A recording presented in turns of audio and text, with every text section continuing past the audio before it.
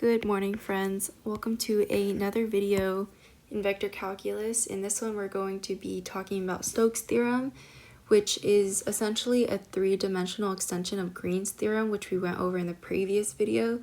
And so it connects surface and line integrals similarly. And so here we have what the theorem states. And so to break it down, we have C, which is a closed positively oriented curve, so essentially a loop. S, which is a surface bounded by C. We have our vector fields, and the curl of the vector field F representing rotation or circulation, and N is our unit normal vector to the surface S, and ds is the surface area element. So in simple terms, Stokes' theorem says that the circulation of F around the boundary C equals the sum of the rotation or the curl of F over the surface S. So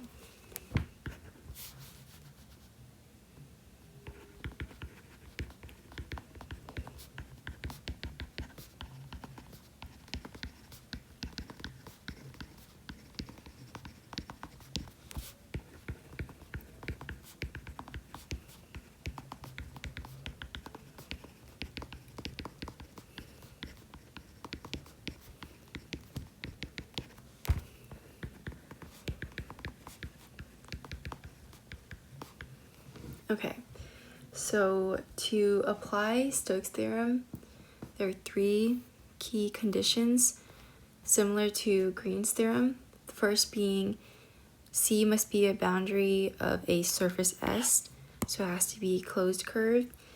2, the orientation of S determines the positive direction of C, so you have an oriented surface of S. And for 3, the vector field F, F must have continuous partial derivatives. So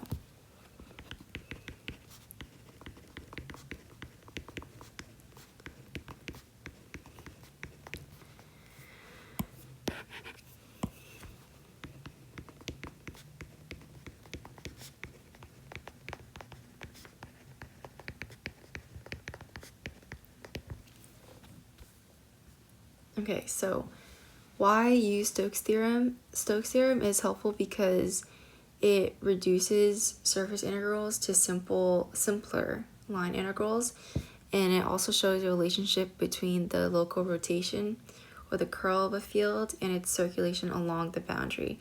So yeah. Okay, so how does Stokes' theorem work?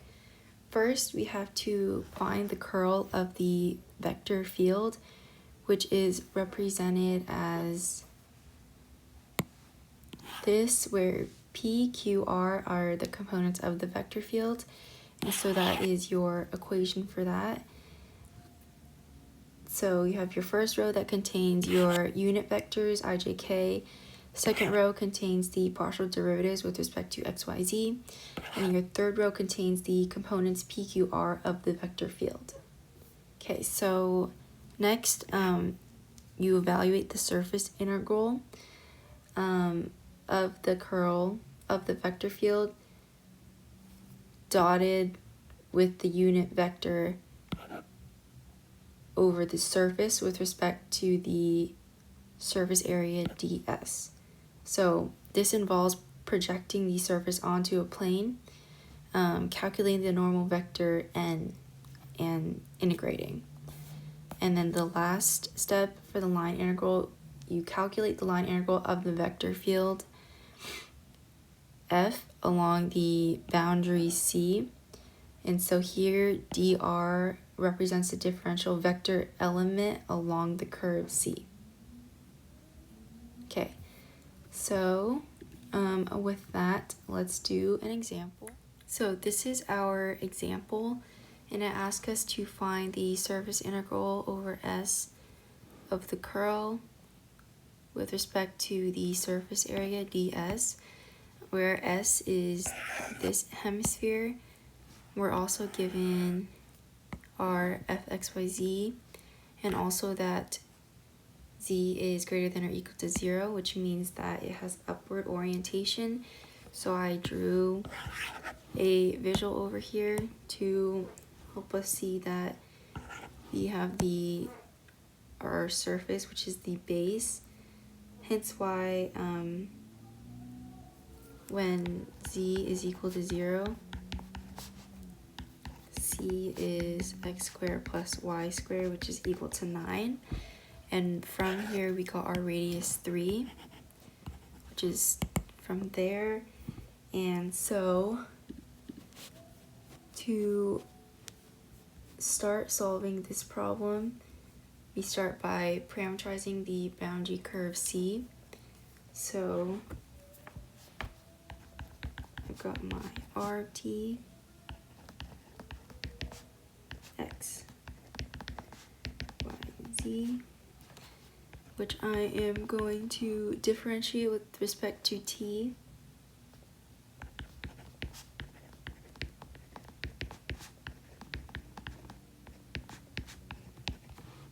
Okay, and then this equation here, I'm going to plug my r values into there. So f of rt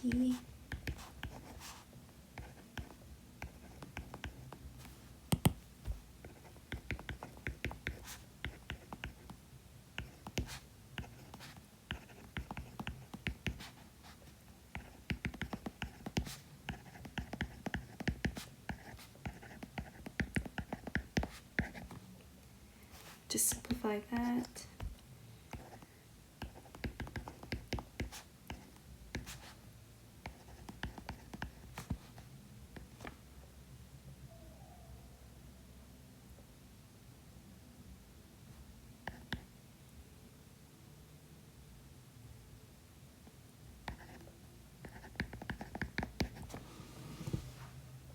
Okay, so now I can apply it to my equation.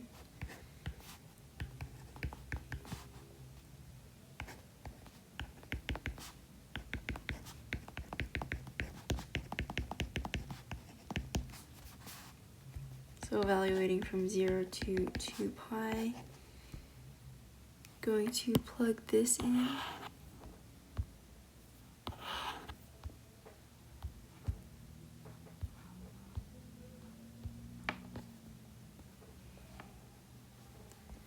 I'm going to dot that with my r prime of t.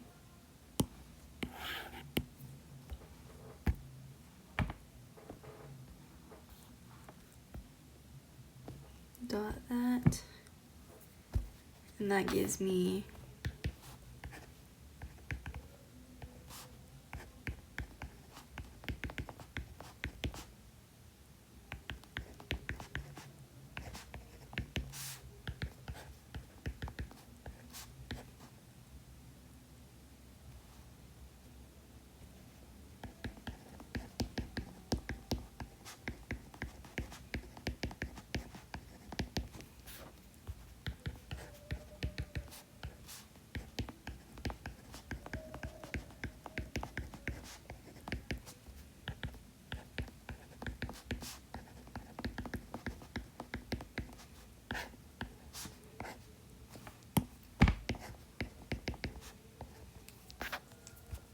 evaluate that.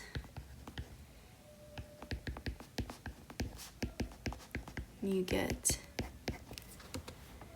18 pi. Okay, so let me set up the next example. Here is our next example that asks us to find the line integral of the vector field f along the curve C. And C is a triangle with vertices 1, 0, 0, 0, 1, 0, and 0, 0, 1. C is counterclockwise view from above with f, x, y, z given to us. I just have Stokes' theorem written here, and then I drew a visual of this. So to make ourselves familiar with what exactly we're looking at, our surface goes through these points where, whoops, this is 0, 0, 0, and this is 1, 0, 0, and it has the form ax plus by plus cz is equal to d, and we inspect the surface, we see that x and y are equal to 0 and z is equal to 1 when y and z are equal to 0. Then when x, that's not an x, when x is equal to 1 and when x and z are equal to 0, y is equal to 1. Okay, so our function is going to be x plus y plus c is equal to 1, and we want to use the parametric surface. So we solve for z.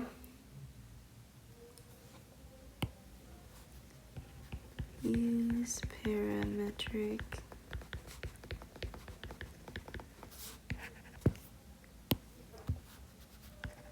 which is equal to 1 minus x minus y, and the domain is now D.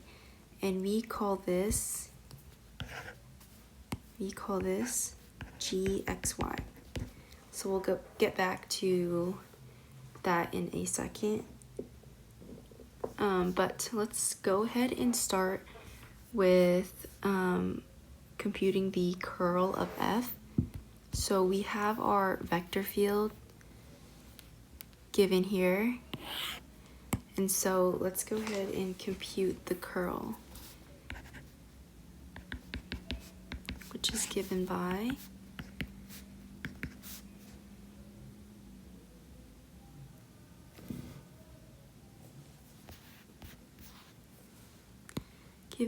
this here. No, not delete.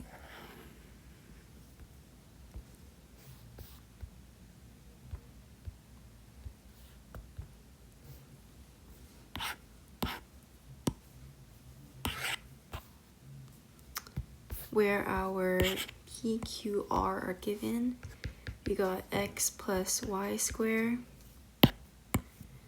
y plus z squared, and z plus x squared.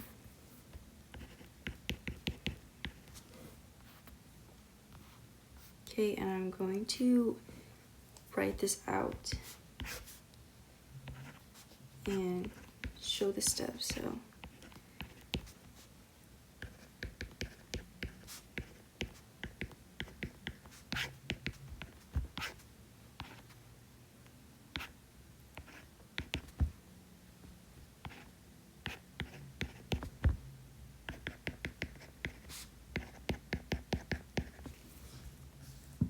here I'm just expanding or rewriting it so that I can expand the determinant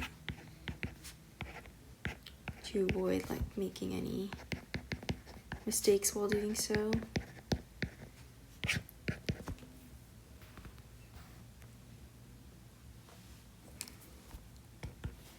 Okay, so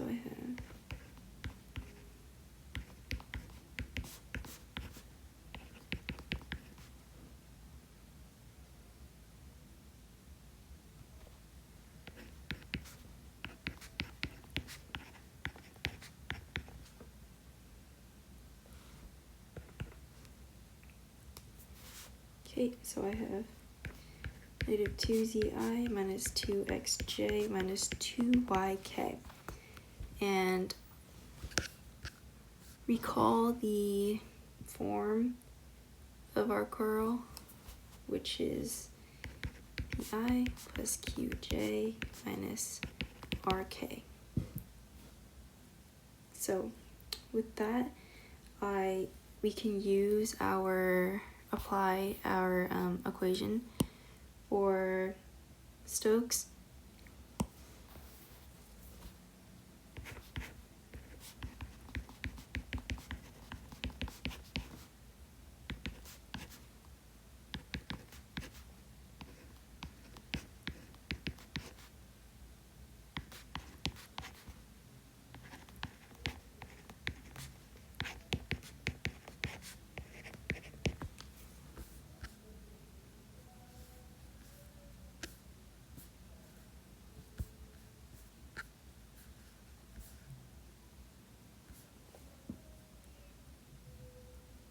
Okay, so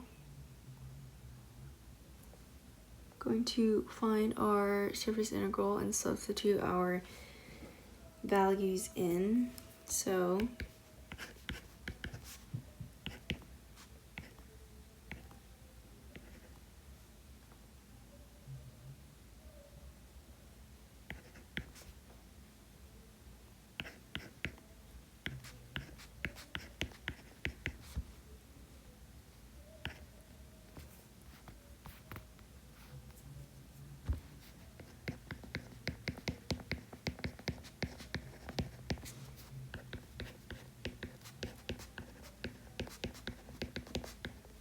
oops.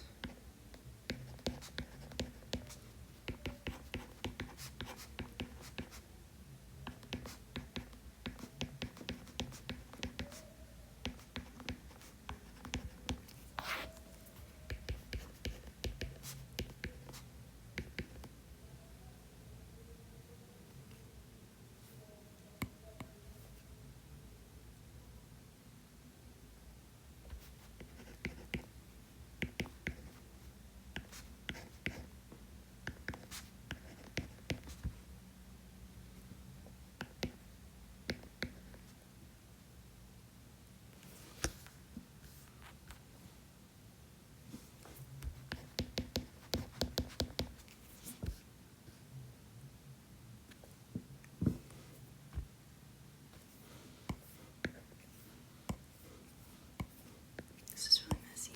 Okay, so this is our projection of the triangle on the xy plane here, and then we got our answer here. Okay, so to summarize, we calculated the integral along the triangular curve C by converting it to a surface integral using Stokes' theorem.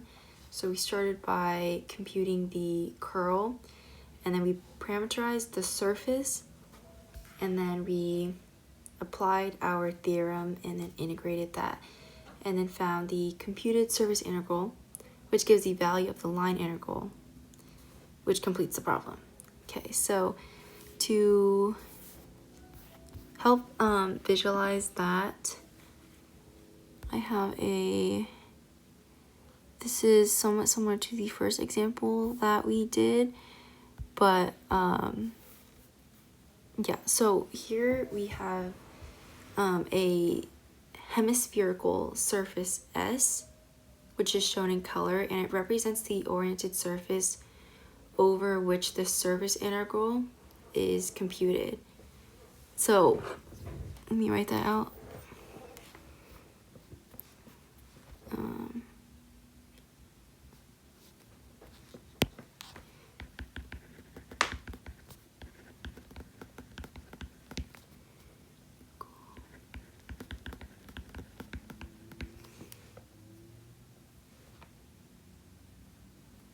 Okay, S.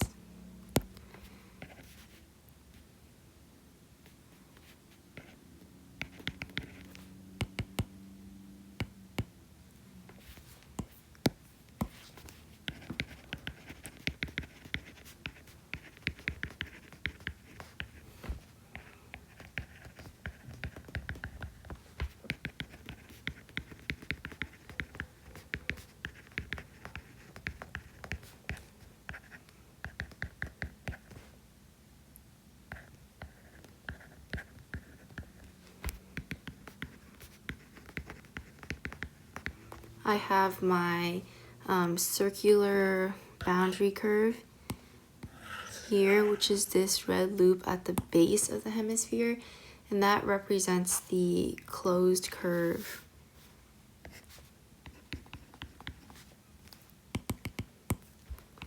Closed curve where the line integral